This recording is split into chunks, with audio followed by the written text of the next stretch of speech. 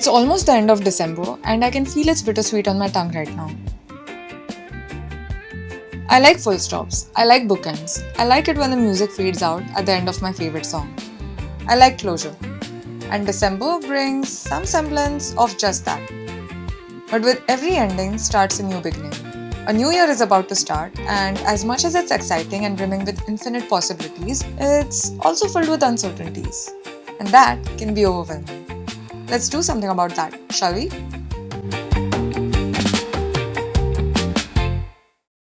I am a type A personality. I love planning. I love order. I am that person who has hyper-specific rules to organize my wardrobe that only make sense to me. So today I thought, why not put my fixation to good use and show you the New Year systems I follow. This is an exercise I follow at the end of every year to review and reflect on what happened in the current year and to better prepare myself for the year coming up. So let's go. So I usually start with looking back on the past 12 months to see what worked and what didn't. First, I go through all the goals that I set for the year and see if I achieved them. This year has been kind of okay. While there were some wins, although a bit inconsistent, there were also a lot of things I did not end up achieving. Partly because I've been inconsistent and not as disciplined in 2025, but mostly because this year has been about me starting from scratch in almost every aspect of my life. I got married, I moved to a new country, I started building a new social circle, I am now a full-time creator. My life has been literally uprooted in every aspect, but it's okay. It's okay. Not achieving all my goals is only going to push me to work harder and also to set some more realistic goals for 2026, hopefully.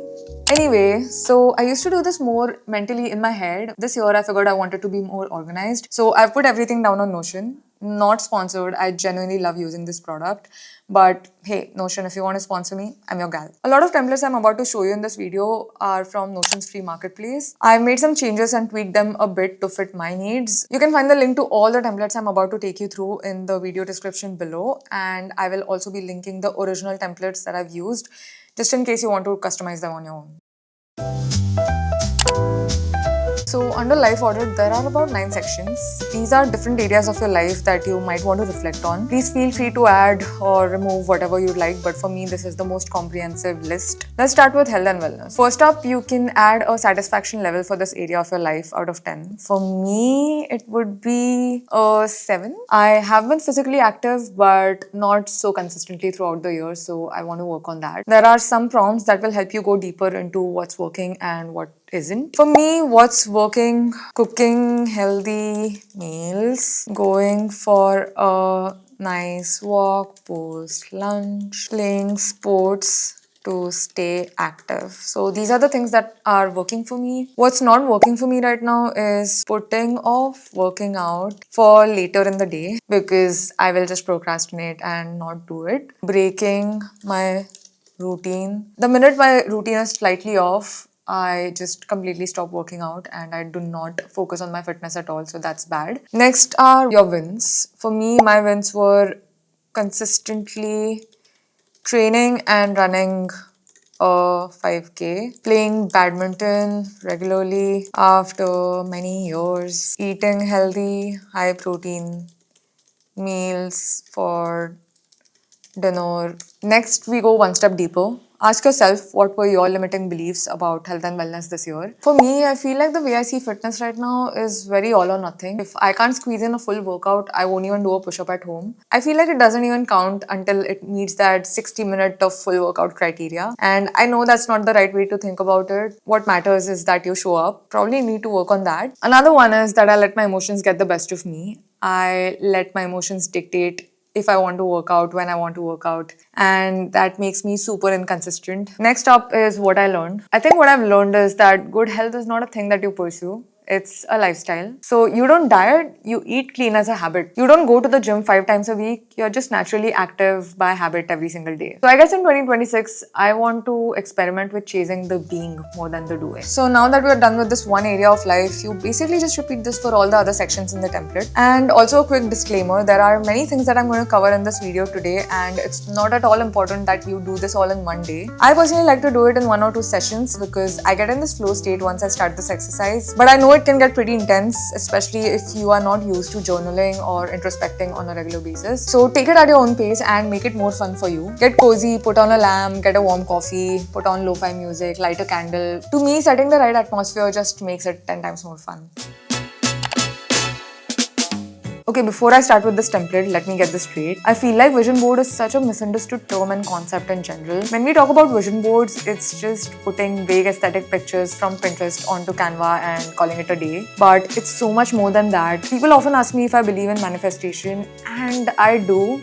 Not in this woo-woo way, but in a more rooted in neuroscience way. There are so many studies that prove the effective neuroscience behind visualization and affirmations and vision boarding, and I think it's important to approach this exercise from that aspect. I hate how the TikTokification of vision boarding has turned it into a gendered activity. Like, I've barely seen any men sitting down and making vision boards, even though it's such a strong science-backed way of achieving your goals. So I guess for men watching this, I hope you stick around and try this exercise for yourself, and I promise I won't force you to be creative or aesthetic if you don't want to. Anyway, stepping down from my soapbox, let's get started. Now that we've analyzed our present, this template is going to be all about dreaming up the future. We often approach vision boarding with vague, big dreams and goals about what we want our life to look like the next year. With this template, I've tried to give this exercise a little more direction and clarity so that you can understand what it is that you're specifically chasing. As with everything in life, I like to start with some journaling first. There are many general prompts in this section that will help kickstart your brain into getting more quantitative and literal and specific about the dreams that you're chasing.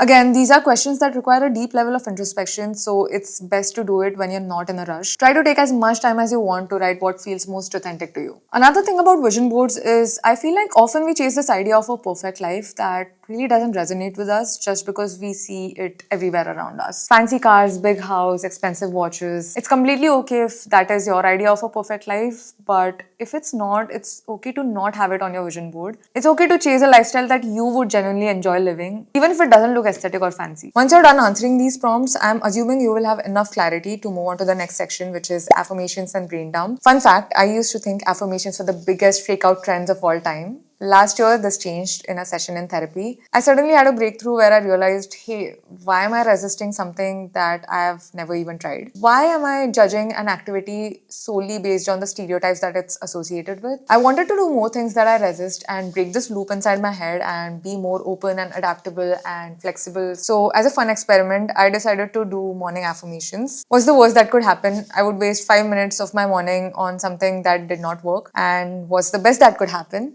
It could actually work. And it kind of did. The first few days felt extremely silly and stupid. I was literally staring in the mirror, reading affirmations from my Pinterest board half-heartedly. But after a couple of days, something really did start shifting. I saw my inner voice getting less critical and pessimistic to more hopeful and brave and optimistic. And because of that, my brain actively started to seek out opportunities and people that aligned with what I was telling myself. I told myself every day in the mirror, I enjoy my time at work. And soon enough, I landed a job where I actually did. I think it was telling myself that over and over again, which led me to chase that specific job opportunity with that specific set of people. It was like intuitively I knew it was right. Honestly, I would ask everyone in my life to give affirmations a serious try. Again, there's nothing to lose, but there's so much to gain. Even if you don't manifest things in the literal sense, I promise it will alter your brain chemistry enough to make your internal dialogue a little more confident and positive, and I think it's a big win. I've added some affirmation prompts from Pinterest here in this template. I want you to spend some time making up affirmations of your own that fit your life and needs the best. Keep them super short and simple, something that you can remember and repeat to yourself every single day. And if you have a hard time thinking of any, Pinterest is a great source to find examples. Once you're done with the affirmations, we come to everyone's favorite part, that is visualization. This is where we make a vision board. For those who've never made a vision board before, it's pretty simple. You go to image aggregator platforms like Pinterest or Cosmos, find pictures that best resonate with your vision and affirmations that you wrote in the previous sections, and then add them to a blank page on Canva. If you're someone more crafty, you can also print the images out and make a physical vision board on a cardboard or something. The idea is to keep it all fun. Your vision board should not look completely unrealistic. Like, say, a bathtub full of cash. For most of us, that obviously doesn't happen in 12 months. Remember to keep it realistic, but at the same time, a little bit out of reach. Some images can be something that you can practically achieve, while others can be wildcard dreams. Also, one thing people don't do enough on their vision boards is add their own set of pictures. I'm sure you have pictures of the time you have achieved something or you were living your dream life, maybe sipping a coffee, laughing really hard with your friends, getting an award for something. It's also important to add a mix of your own pictures like that to your vision board so that it's a bit more possible for your brain to visualize. And that's it. Once you're done, keep it somewhere where you can see it every day. Maybe somewhere that you get ready in the morning or when you're having lunch or maybe your phone wallpaper. Seeing it regularly will help reinforce those actions into reality. I am pretty proud of this template and the system because I kind of made it myself. This is something I've tried and tested and iterated over the last couple of years. I still keep iterating this template, but I'm happy with what it looks like at the moment. The 2026 rulebook. This is basically a template that acts as a bridge between your life audit, which is your present, and your vision board, which is your future. This rulebook is all about tangible goal setting, action, and execution. The way I always like to go about this is I like to dumb down all my goals and projects that I want to work on next year in one place. Many people usually stop there. A couple of years ago, I started dividing these goals into separate quarters. I feel like the simple change made my goals much more digestible and easier to prioritize. Look, I'm someone who has 100 different goals and projects that I want to work on every year, so it's so easy for me to get overwhelmed and lost between them. I think splitting them into quarters helps me put my mind at ease. So when my mind worries about, oh my god, I'm not reading enough, I can just be like, hey, that's a goal I will commit to fully in quarter 2 because quarter 1 is for me to get my momentum back to my content. And I feel better knowing that it's addressed. I hope that makes sense. Once you brain dump all your goals here, you can simply drag and drop into whichever quarter you want to start working on it. Recently, I also read somewhere about breaking your life down into different seasons. For my multi-hyphenate creatives and just people who basically want to do everything all at once, this I think can be an interesting idea to explore. It basically says that you should divide your life into different seasons. One season can be, say, of you as a writer. So you spend the next 6 months, 1 year of your life just being a writer, going to writer retreats, writing every single day. Another season can be of you as a baker, and so on. I personally do want to experiment with this idea in 2026, so I've added a property for a season under each of these goals so I can identify my key 4 to 5 seasons and split my year based on that. I think it could also help me focus on one skill for a couple of months and compound it during that time instead of spreading it out thin and losing my momentum over many different months. So let's see how this goes. Next up, I want to talk about the section called How I Want to Be. I feel like we focus so much on the conventional sense of practical goals to achieve, things to do, projects to accomplish, that we don't consciously think enough about the kind of people that we want to grow into over the next year. I started doing this practice where I write down all the virtues and qualities that I want to see and improve in myself over the next 12 months. And again, categorize them into separate quarters. I usually like to keep the qualities to a multiple of 4 so I can split them evenly across the quarters, but you can skip that if you're a sane person. What matters is that you have a time-bound aim for consciously practicing these virtues more, because eventually you will internalize them and become a better person. And ultimately, isn't that what it's all about?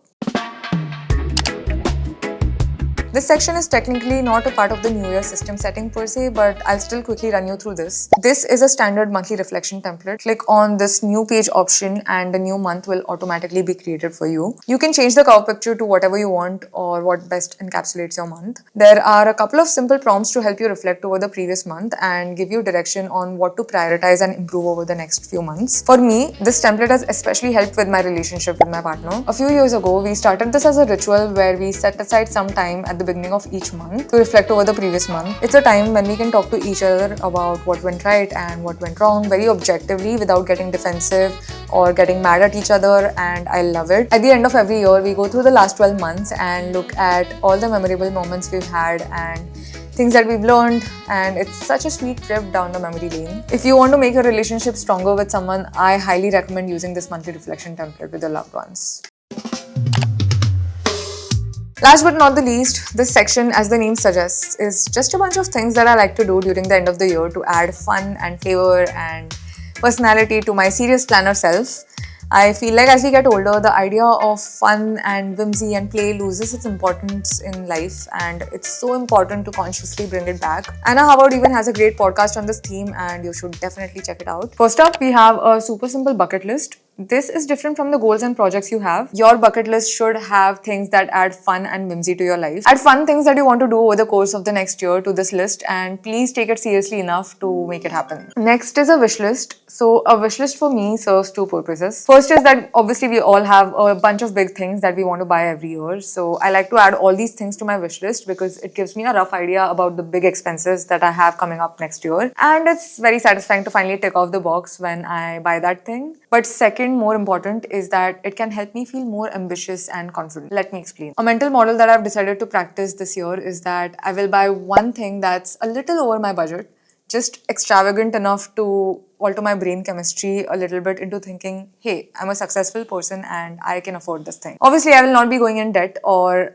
burning a huge hole in my bank balance for this. But the idea is just to spend extra enough to make the purchase feel that special and fancy and important. I'm a person who lives by budgets and savings and rules about what to spend on and what not. And while I love this about myself, I also feel like this makes my mindset and my self-perception a bit more limited. It's like I tell myself I'm not the person who can buy an $80 water bottle because water bottles are supposed to be $20 at best. But in my vision board, I am that person that's successful enough to afford it. So it's that gap that I'm consciously trying to close with this practice. Anyway, this is something I want to experiment with, but I'm not your money manager and you should only do what you like with your money. Next is the time capsule. This year I've decided to write a letter to my future self that I will only open again next year on 31st December 2026. I have so many questions for her, so many pieces of advice. I want to tell her how she was a year ago, what were her doubts and fears and hopes and dreams, what her favorite memories were, and the things that she cared too much about. I'm actually really looking forward to this one because I don't think I've ever done this before. I mean, I journal a lot, but specifically writing a letter to myself is new. So I'm excited. And the last whimsical thing I do is, drumrolls please, make a Spotify playlist for 31st December. Again, not sponsored. This is a ritual I started a couple of years back and I have a nice story to go with it. So 4 years back, I went on a Christmas vacation with my friends and like every other girl, I forgot to drink enough water on that trip. And then I got home dangerously dehydrated and I got so sick that the doctor had to put me on saline. It was my first time on saline and it was horrible. And I was too tired and sick to go for a New Year's Eve party. So I decided to spend my New Year's Eve alone in my room. I ate a bunch of delicious brownies and pastries and I watched my favorite TV shows and I started listening to random music on Spotify, and that's when I discovered one of my favorite genres, R&B. I spent that night making a playlist of new songs from that genre and dancing to them in my room. And it was such a wholesome and liberating experience. Since then, I've mostly tried to keep my New Year's Eve pretty low-key and chill, either alone or with just a bunch of close friends, listening to new music, having good food, and most importantly, sleeping on time. If you are also tired of big parties, definitely try this alternate plan. I hope it brings you as much happiness as it did to me. And that's it. This brings us to the end of my New Year system stack. I hope you have a ton of fun playing around with these templates and planning your 2026 ahead. I hope you achieve all your dreams and goals and accomplish all your projects and tick off all the things on your bucket list and wish list. I hope the next year brings you a lot of happiness, peace, good health, wealth. Wishing you a very happy New Year in advance, and I will see you in the next one. Bye.